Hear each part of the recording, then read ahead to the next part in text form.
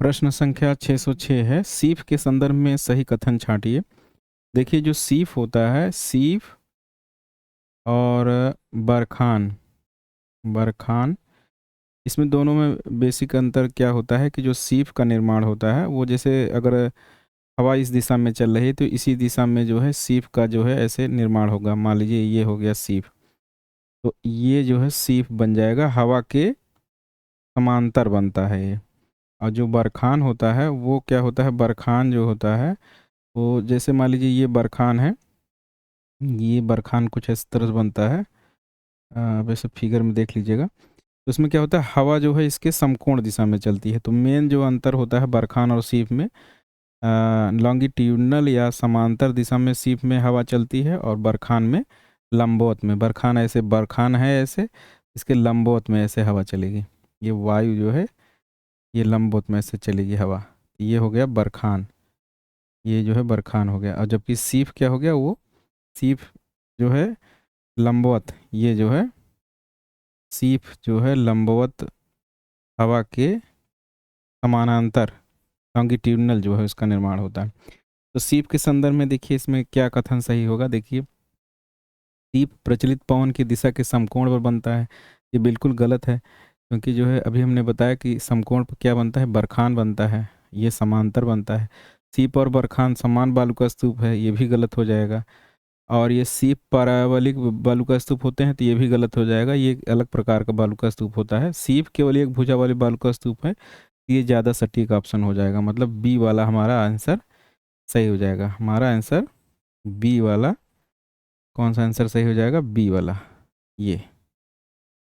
अब अगला क्वेश्चन देखते हैं 607।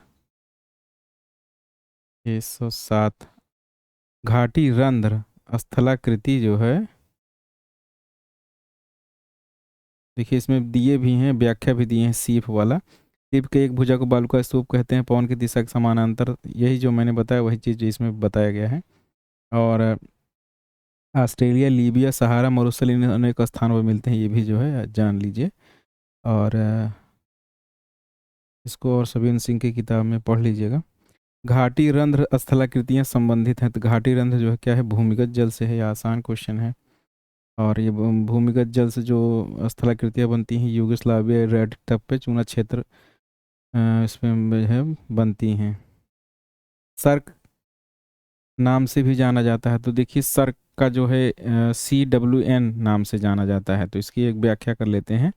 इसमें जो है देखिए, जो स्थलाकृति होती है वो कई जगह पे अलग अलग नाम पे जाना जाता है। ये आजकल अक्सर ये क्वेश्चन पूछा जाता है, सीधे सीधे नहीं पूछा जाएगा। जैसे सर्क को विभिन्न स्थानों पे क्या कहते हैं, कोरी कार, ये जो जर्मनी में कहते हैं। और CWN जो है वेल्स में कहते हैं। स्कैंडिनेविया में बोंट लैंड जेंडल इत्यादि ये सब भी कहते हैं। ये सब भी कभी कभी पूछ लेता है, याद नहीं रहता है हम लोगों को कहाँ लोकल क्या नाम है। 609 क्वेश्चन देखते हैं। उच्च अक्षांशों में गहरी हिमनद गर्तें जिनमें समुद्र जल भर जाता है, जो समुद्र तटरेखा को निर्मित करते हैं। तो फ्योर्ड तट के बारे में हमने बताया था, फ्योर्ड। और रिया और डालमेशियन पिछली वीडियो में हमने बहुत अच्छे से बताया था, तो उसको आप देख लीजिएगा। फ्योर्ड में क्या होता है कि इसमें जो है हिमनद रहता है, और उसमें जो है समुद्र जल भर जाता है। रिया में क्या होता है, नदी होता है, उसमें समुद्र जल भर जाता है। तो हिमनद में जब समुद्र जल भर जाएगा तो क्या बनेगा, फ्योर्ड। 610 देखते हैं अब। ब्लैक फॉरेस्ट तथा बसास के मध्य भ्रंश घाटी में कौन सी नदी बहती है, तो ये राइन नदी घाटी है। जाम्बिया जिम्बाब्वे की सीमा के सहारे स्थित जलप्रपात का नाम क्या है, विक्टोरिया जलप्रपात है। और इन देखिए और प्रपात भी दिया है, एंजल जलप्रपात जो है वेनेजुएला में है। टुगेला जलप्रपात दक्षिण अफ्रीका में है। रिबन जो है कैलिफोर्निया में है। नियाग्रा जो है संयुक्त राज्य अमेरिका और कनाडा में है। निम्नलिखित में से कौन सी एक अपरदनात्मक स्थलाकृति नहीं है। अपरदनात्मक जो है, देखिए ये है, और सर्क है, जलकुंड है, हमेशा है। देखिए एस्कर जो होता है, जो कंघी के समान जो होता है, ये जो है हिमनद से जो है निक्षेपात्मक स्थलाकृति होती है हिमनद द्वारा, वो है। तो अपरदनात्मक स्थलाकृति जो है एस्कर नहीं है।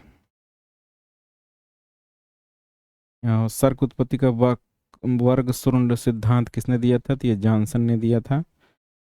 ये भी जान लीजिए आप लोग, जॉनसन ने जो है 1904 में दिया था। ये इम्पोर्टेंट है, ये कई परीक्षाओं में पूछा जा चुका है। वक्रतुंड सर्क गतिशील हिम की ऊपरी सतह में निर्मित बाहरी तथा चौड़ी दरारों को वक्रतुंड कहते हैं। सर्क हिमनद की घाटी में शीर्ष भाग पर निर्मित एक अर्धवृत्ताकार एवं आराम कुर्सी से मिलता हुआ विशाल गर्त होता है। निम्नलिखित में कास्ट स्थलाकृति हम्स को मिलान कर सकते हैं किससे? तो इसको जो है इंसेलबर्ग से जो है मिलाया जा सकता है इसको, कि इस तरह से होता है। देखिए कास्ट स्थलाकृति जो है इंसेलबर्ग कर सकते हैं। हम्स जो क्या होता है, क्या प्रदन से बनी अवशिष्ट पहाड़ियों को हम्स कहा जाता है। और इंसेलबर्ग में भी यही होता है, क्या प्रदानात्मक अंत में जो है क्या बनती, छोटी छोटी अवशिष्ट पहाड़ियाँ बनती हैं, उसको क्या बोलते हैं? इंसेलबर्ग बोलते हैं। इंसेलबर्ग और हम्स जो है समरूप जो है माना जा सकता है। देखिए राजस्थान में भौतिक आकृतियों के संदर्भ में निम्नलिखित कथनों पर परीक्षण कीजिए। तो राजस्थान स्पेशल है ये। हार मरुस्थल बालुका स्तूपों को मध्यवर्ती निम्नवर्ती गर्त मरहो कहते हैं। उत्खात स्थलाकृति बनास बेसिन में पाई जाती है। राजस्थान के दक्षिण पश्चिम भाग में स्थित डोरा पर्वत अरावली पर्वतों का हिस्सा है। महान हिमांत भ्रंश अरावली पर्वतों का हिस्सा है। तो इसमें जो है देखिए ये जो है सही है ए और सी। सी जो है सही है, बाकी दोनों गलत हैं। तो इसका आंसर हो जाएगा सी। नदियों से निकलकर पहाड़ियों में सभी दिशाओं में फैल जाने वाला रूप चित्र है। रूप चित्र कौन सा है? ये रेडियल होता है। ये रूप चित्र कौन सा होता है? रेडियल होता है। अब ये देखिए रेडियल जो है याद रखिए कौन सा जो है ये पूछा जाता है। देखिए रेडियल जो है क्या होता है, निकलकर नदियों से निकलकर पहाड़ियों में सभी दिशाओं में फैल जाने वाले रूप चित्र रेडियल कहते हैं। आप केंद्रीय अपवाह पैटर्न रेडियल पैटर्न नदी एक स्थान से निकलकर चारों तरफ प्रवाहित होती है, तो इस प्रकार के प्रतिरूप को केंद्र त्यागी या आर्य क्रम का कहा जाता है। इस प्रकार के अपवाह की विकास के लिए आवश्यक दशाएं गुंबदाकार पर्वत ज्वालामुखी शंकु मिलती हैं, जहाँ पर ऊपरी दिशा से चारों तरफ समान ढाल होता है। नदियाँ ऊपरी केंद्र से निकलकर चारों दिशा में प्रसारित होती हैं। तो ये जो है क्या हो जाएगा? रेडियल अपवाह जो है रेडियल प्रकार का हो जाएगा। ये बेसिकली अपवाह प्रतिरूप पूछा जा रहा है, अपवाह प्रतिरूप। ड्रमलिन्स और एस्कर भूमि के वह प्राकृतिक रूप हैं जो, तो ये सब किससे बनते हैं? हिमनद से बनते हैं। ये भी कई बार क्वेश्चन आ चुका है। दुनिया के किस भाग में वायु अपर्दन से बने भूदृश्य को शेरिर और रेक कहा जाता है? शेरिर और रेक कहाँ पे कहा जाता है? सहारा में कहा जाता है इसको, सहारा में। निम्नलिखित में से कौन सा हिमघाग, मतलब ये एवलांस के बारे में है। एवलांस, एवलांस प्राकृतिक रूप से सर्वाधिक विनाशकारी होते हैं। तो ये जो है एवलांस सबसे ज़्यादा स्लैब जो होता है, SLAB स्लैब, मतलब ये पट्ट हिंदी में लिखा है, ये स्लैब जो है सबसे अधिक जो है विनाशकारी होता है। ये UGC 2019 में पूछा था, तो इसको याद कर लीजिए आप। स्लैब जो है एवलांस जो सबसे अधिक खतरनाक होते हैं। देखिए हिमनद सरोवरीय अचानक फट जाने से उत्पन्न बाढ़ के संबंध में निम्नलिखित विशेषताओं पर विचार कीजिए। ये जो है क्वेश्चन दिया गया है 620। GLOF, GLOF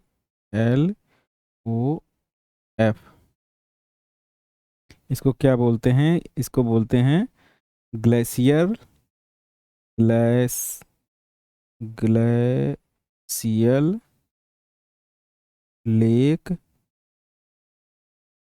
out burst flood.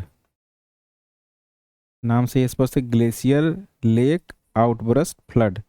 इसमें क्या होता है देखिए, इसकी विशेषताएं पढ़ लेते हैं। इसमें क्या होता है, पहला जो दिए हैं, हिमनद के पिघलने से जमा पानी का अचानक बहाव से उत्पन्न हिमोड और हिमरोधिका का विफल होना, बृहद अनुप्रवाह से निःसृत पानी में बाढ़ आना, कुछ सेकंडों के लिए घटी त्वरित घटना। तो इसमें देखिए क्या क्या सही हो जाएगा। इसमें देखिए ये सब सही हो जाएगा।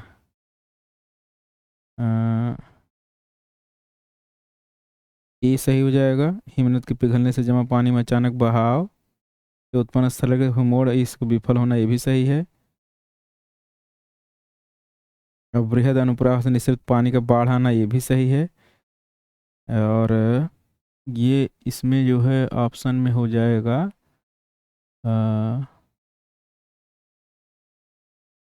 ए सी ए, कौन सा ऑप्शन है, ए बी सी। इसका आंसर सी हो जाएगा, सी। ये देखिए 621 क्वेश्चन है। तो देखिए क्वेश्चन कट गया है। प्लावी हिमशैल के पिघलने से सामुद्रिक जलस्तर पर बड़ा प्रभाव पड़ेगा। प्लावी हिमशैल के पिघलने से सामुद्रिक जलस्तर पर बड़ा प्रभाव चलेगा, ये तो सही है।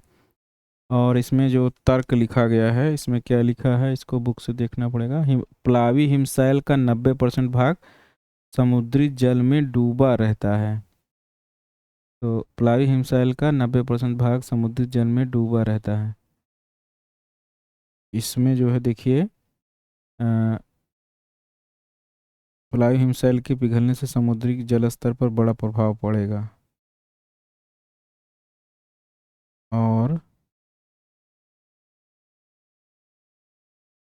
तो देखिए इसमें जो है, जो पूछ रहा है, ये प्लावी हिमशैल के पिघलने से समुद्र जलस्तर पर बड़ा प्रभाव।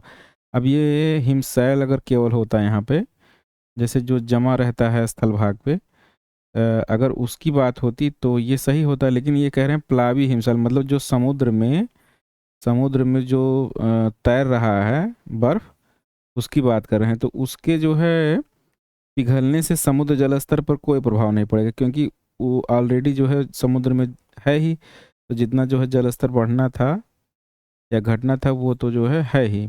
लेकिन जो है इसके पिघलने से समुद्र जलस्तर पर प्रभाव नहीं पड़ा। अगर केवल हिमशैल होता तो प्रभाव पड़ता। तो ये कथन जो है ये जो है पहला वाला, ये गलत हो जाएगा।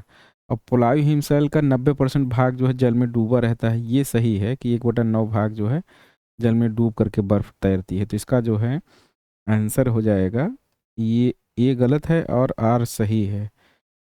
शुरुआत में मैंने प्रश्न को देखा, वो हम समझ नहीं पाए, क्योंकि स्थल हम सोचेगा स्थल की बात करें, जबकि प्लावी मतलब जो तैरने वाला है, तैरने वाला बर्फ से कोई प्रभाव नहीं पड़ेगा। इसका आंसर जो है डी सही होगा। एक बार में जो है आंसर हम भी जो है लगा देते, जैसे कि प्लावी ना ध्यान देते कि अगर हिमशैल जैसे होता कि जो ध्रुवों पर बर्फ जो है जमी हुई है, उसके पिघलने के संदर्भ में बात हो रही है, उसके संदर्भ में बात नहीं हो रही है। इसलिए जो है इसका आंसर डी हो जाएगा, प्लावी हिमशैल। किस वह किस विचार किसने दिया था कि एक हिमयुग या जिसके दौरान उत्तरी यूरोप का अधिकांश हिस्सा हिमाच्छादित था। तो ये जो है किसने विचार दिया गया था, तो ये जो है विचार दिया था अल आगिस ने, जो है अल आगिस ने। अल आगिस का विचार था कि एक हिमयुग था जिसके दौरान उत्तरी यूरोप का अधिकांश हिस्सा हिमाच्छादित था, तथा अपरदन चक्र या भौतिक चक्र संकल्पना का प्रतिपादन सबसे पहले डेविस महोदय ने किया था। तो ये सब पूरा डिटेल दिया गया है। और जो मेन है ये सिद्धांत जो किसने बताया था, ये है एल आगिस द्वारा बताया कि अधिकांश हिस्सा हिमाच्छादित था हिमयुग में उत्तरी यूरोप का। किसने दिया था ये याद कर दीजिए, ये इम्पोर्टेंट है, कई परीक्षाओं में ये पूछा जा सकता है, क्योंकि इस तरह का सिद्धांत जो है बहुत ज़्यादा यूजीसी में पूछा जाता है, यूजीसी में भी और भी परीक्षाओं में, क्योंकि याद नहीं रहता है। अल आगिस, आगिसिज। शीर्ष दीवार संबंधित है, शीर्ष दीवार ये तो सर्क से संबंधित, सर्क सर्क जो है हम लोगों ने हिमनद के बारे में पढ़ा है। अब देखिए जो सूची सुमेलित करना है 624, प्रश्न संख्या 624। अब ये जो है 624 जो है क्या है, ये कट गया है, तो इसका हम उत्तर ही देख लेते हैं। 624 का देखिए एमपी असिस्टेंट प्रोफेसर 2019 में पूछा था। देखिए जीवजन जो है पवन से होता है, ये तो सही है। पॉलजे जो है भूमिगत जल से बनता है। केम जो है हिमानी से बनता है। और रैपिड्स जो है ये छिपरिकाएँ जो है किससे बहती हैं, बहता जल से। बरखान का पवनमुखी ढाल तीव्र होता है, और बरखान के शिखर कौन दिशा को इंगित करते हैं। तो बरखान का मुखी जो है ढाल जो है तीव्र होता है, तीव्र नहीं होता, ये मंद होता है। तो ये पहला वाला गलत है। और फिर ये ऑप्शन हो जाएगा आर सही है, पहला वाला।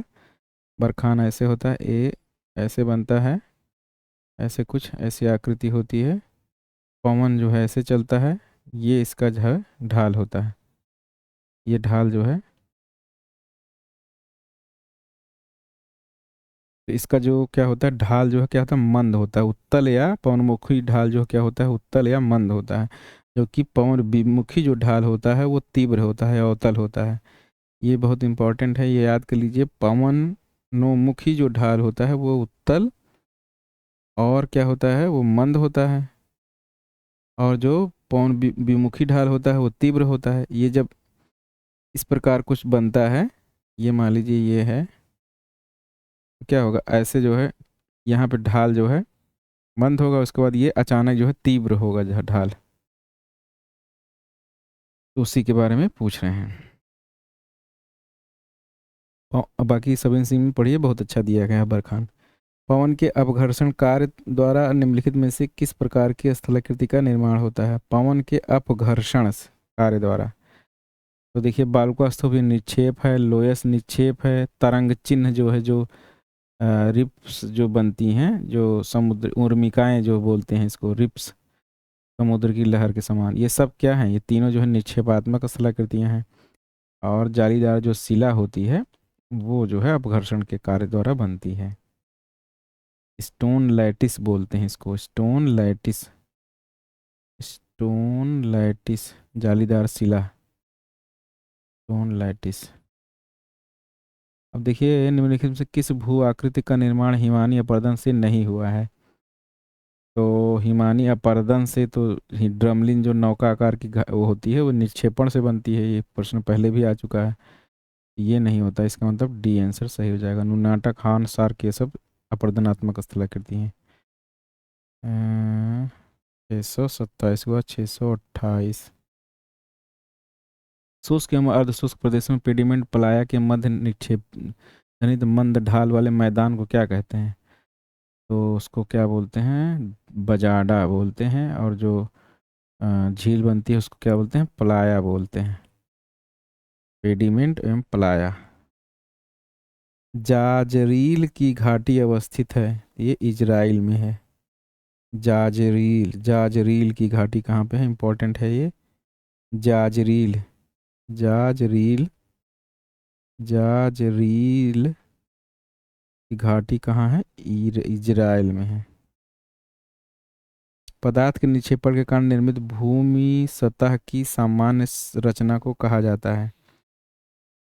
जो पदार्थ के निक्षेपण के कारण निर्मित भूमि सतह को सामान्य रचना को क्या कहा जाता है? तो उसको बोलते हैं अधिवृद्धि, अधिवृद्धि बोलते हैं उसको, अधिवृद्धि बोलते हैं। इंसेलबर्ग शब्द जुड़ा हुआ है, तो पवन से संबंधित कार्य है ये। जर्मनी में हिमगह्वर को कहा जाता है, तो अभी देखिए हम लोगों ने पढ़ा था, कार कहते हैं उसको, कौर, कौर। सर्क का जो है बहुत सारा नाम है, हर जगह अलग अलग। 633 देखिए, कौन सा कथन सत्य नहीं है? नदी का अधिकतम दबाव एक स्थगन में चलता है। नदी अपने लंबवत तट को सीधे तट की अपेक्षा अधिक काटती है। नदी का भार बढ़ने पर अपरदन क्षमता कम होती है।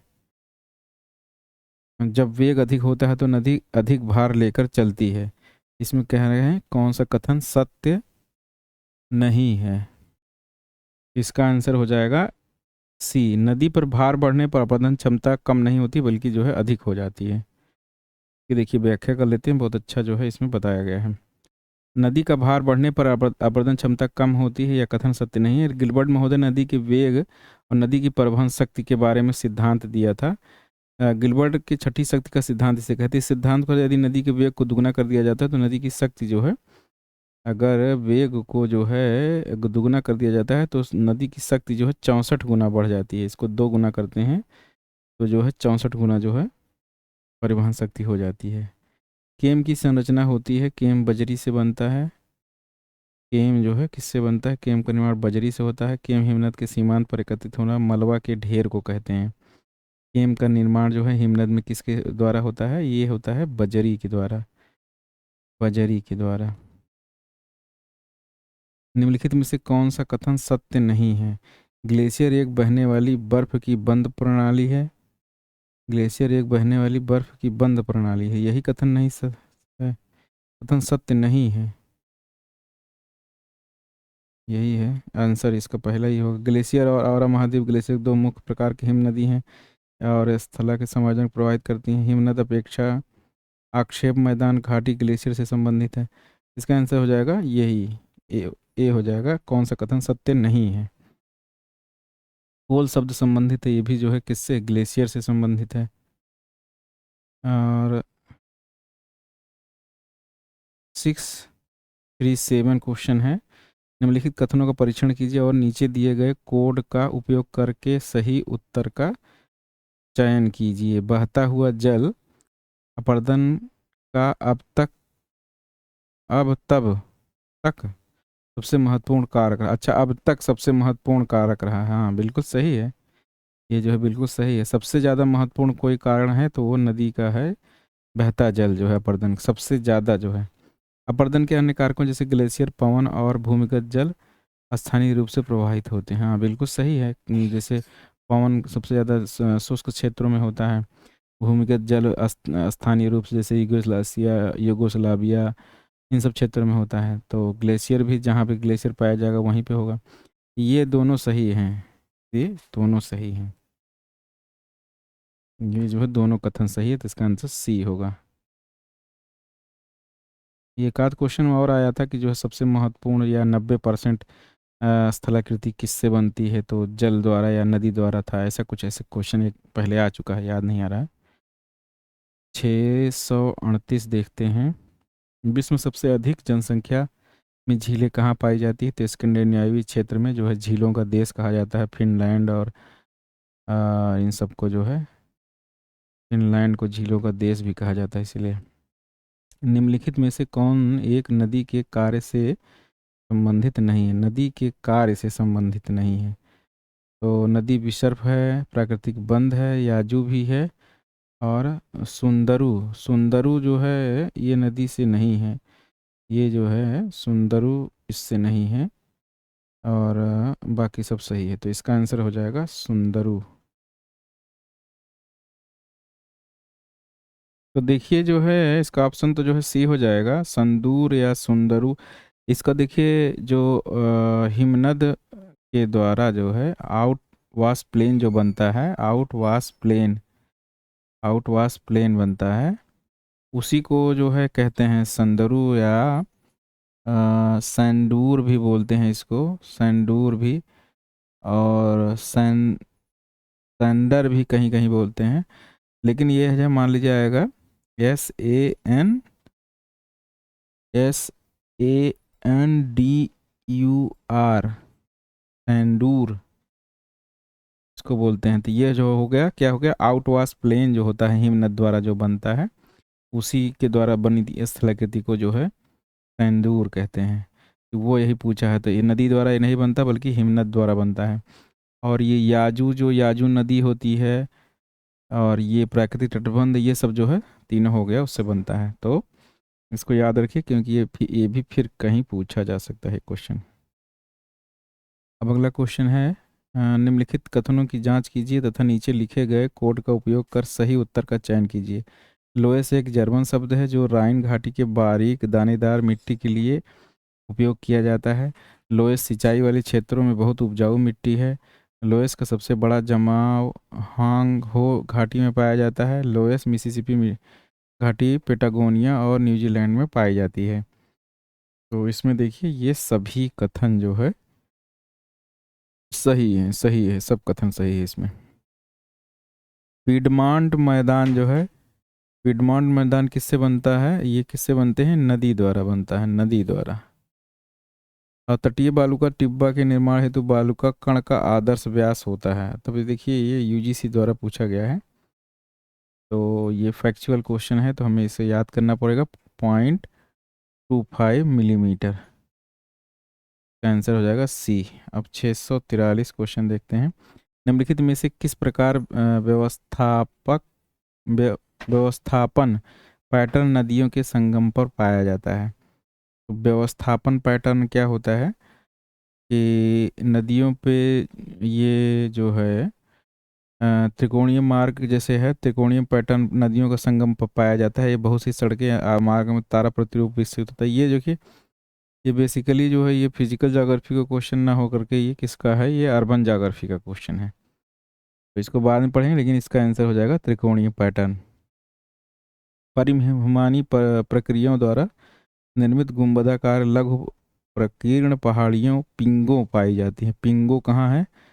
परिहिमानी द्वारा बनता है, ये अलास्का में है। अलास्का में पिंगो है। देखिए ये क्वेश्चन जो है पूछा है यार्डंग का स्थान, इसको सूची को सुमेलित करना है। यार्डंग का स्थान और आत्म विज्ञान, ये सब देखिए बहुत ही फैक्चुअल क्वेश्चन है। यार्डंग का स्थान कौन सा है? जैसलमेर जो है हो जाएगा इयोसीन चूना पत्थर। खास रेगिस्तान जो है मृदा हो जाएगा। सिनाई मिस्र का जो है नूबियन बालू का पत्थर। और सऊदी अरब का केचली चूना पत्थर। अब ये बहुत ही फैक्चुअल क्वेश्चन है, इसे आपको याद करना पड़ेगा।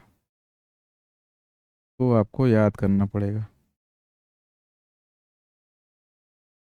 अब देखिए निम्नलिखित में से विद्वानों ने किस समूह ने धाराओं द्वारा पार्श्विक क्षरण की पेडिमेंट के निर्माण में भूमिका पर बल दिया?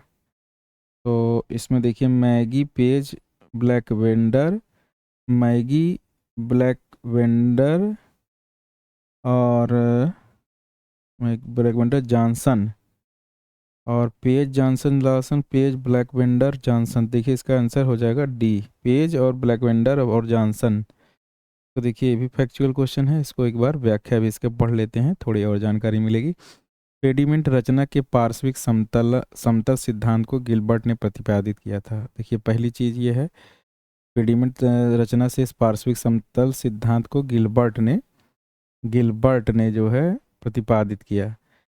पेज ब्लैकवेंडर जॉनसन, ये जो है पेज ब्लैकवेंडर और जॉनसन ने पेडिमेंट के निर्माण में धाराओं द्वारा पार्श्विक अपरदन की भूमिका पर जोर दिया। जब नदी किसी स्थल का पार्श्विक अपरदन करती है तो उससे अंतिम अवस्था में तीव्र ढाल का निर्माण हो जाने से पेडिमेंट का निर्माण होता है। यह रचना नदी वेदिकाओं से भिन्न होती है। नदी वेदिकाएं नदी घाटी पार्श्वफान जैसे आकृतियां होती हैं या अपरदन कार्य से बनती हैं। तो ये जो है पेडिमेंट जो है गिलबर्ट पेज ब्लैकवर्ड जॉनसन ने जो है इसको बताया था। अब निम्नलिखित में से कौन सा एक भूस्थाकृतिक विशेषताओं वाला समूह कण प्रक्रिया का परिणाम है? तो इसमें कौन सा हो जाएगा? एस्कर फ्योर्ड और वियाकार घाटी और सीफ। तो क्षरण प्रक्रिया में सीफ नहीं होगा। सीफ क्या होगा? अभी हम लोगों ने व्याख्या किया था, ये निक्षेपात्मक है। सर्क अरेट प्लाया स्टेक, ये जो है क्षरण प्रक्रिया द्वारा बना है। इसका आंसर बी हो जाएगा। हिमोड बरखान, देखिए बरखान इसमें गलत हो गया, ये भी हट जाएगा। और स्टेगलेगमाइट ये भी हो जाएगा। ड्रमलिन ये भी जो है अपरदनात्मक हो जाएगा। तो इसका आंसर क्या हो जाएगा? इसका आंसर हो जाएगा बी। प्लाया देखिए अपरदनात्मक स्थलाकृति है, ये जाने रहिए आप लोग। ये जो है प्लाया जो है अपरदनात्मक स्थलाकृति है,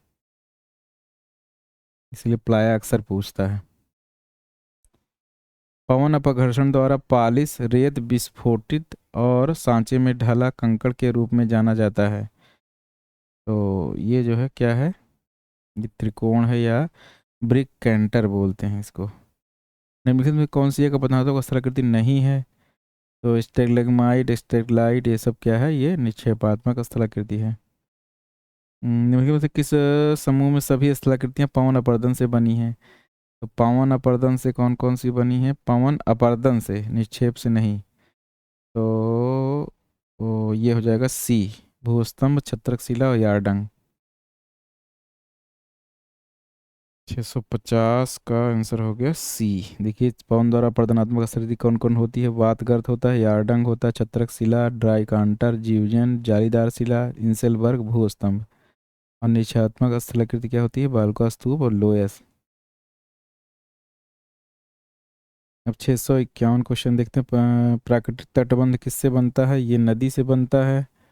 बहता हुआ जल हो गया। टेरा रोसा जो है सर्क, और इंसलबर्ग सर्क जो है किससे हो गया? हिमानी से हो गया। इंसलबर्ग पवन से हो गया। टेरा रोसा भूमिगत जल से हो गया। नदी अपरदन से विकसित भू आकृतियों का निम्नलिखित में से कौन सा सही क्रम है? सही क्रम बताना है। तो क्या बनता है? तंग घाटी, तलहटीय मैदान, बाढ़ी मैदान, डेल्टा। पहले डेल्टा से लगाइए। डेल्टा सबसे लास्ट में किस में है? 3 ऑप्शन में है।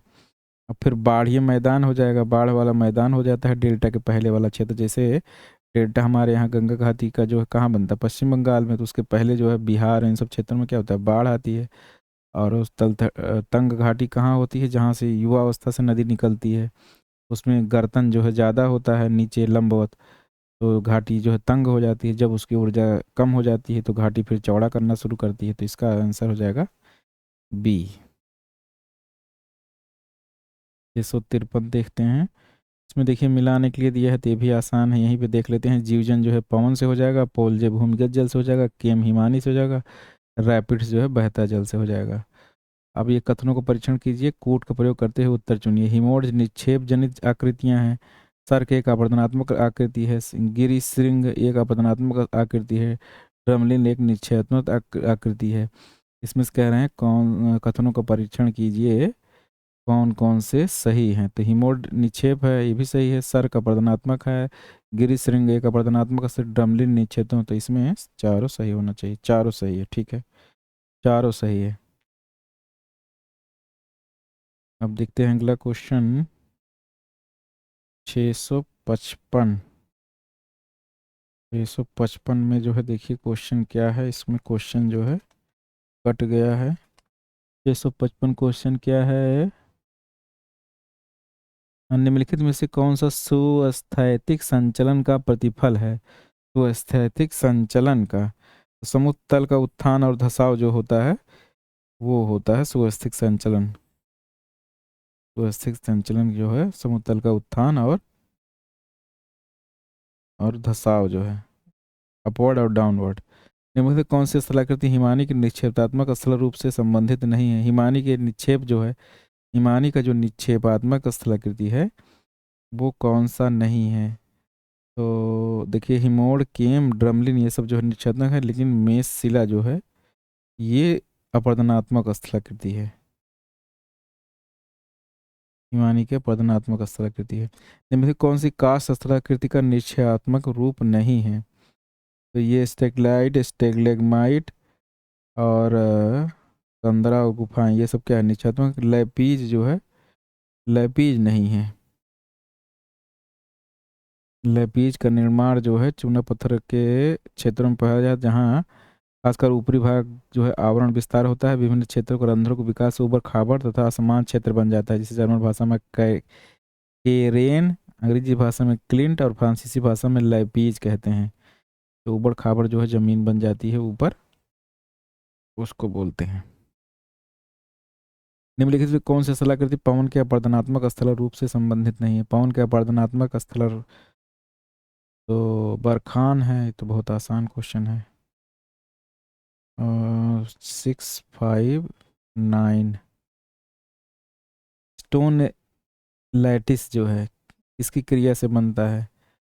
तो किससे बनता है? वायु से बनता है। ये वायु छिद्र जो बोलते हैं तो क्या बोलते हैं? स्टोन लैटिस, जालीनुमा जो छिद्र बन जाता है। देखिए लिटोन लैटिस लकड़ी मरुस्थलीय प्रदेश में चट्टानी स्तूपों में पाई जाती है। इस प्रकार के चट्टानों संरचना में काफ़ी विषमता होती है। इसमें हवा द्वारा अपरदन भी भिन्न अनुपात में होता है। इसमें छिद्र निकल कर आते जाते जाली युक्त दिखाई पड़ते हैं। ये स्टोन लैटिस बहुत पूछा जाता है। स्टोन लैटिस, एक जो है स्टोन लैटिस है और एक है प्रस्तर सरिता। तो प्रस्तर सरिता जो होता है, प्रस्तर सरिता, सरिता ये जो है किससे बनता है? ये हिमानी से बनता है, हिमानी से। ये हिमानी से बनता है। निम्नलिखित में से कौन स्थलाकृति नदी के अपरदनात्मक कार्य से निर्मित नहीं होती है?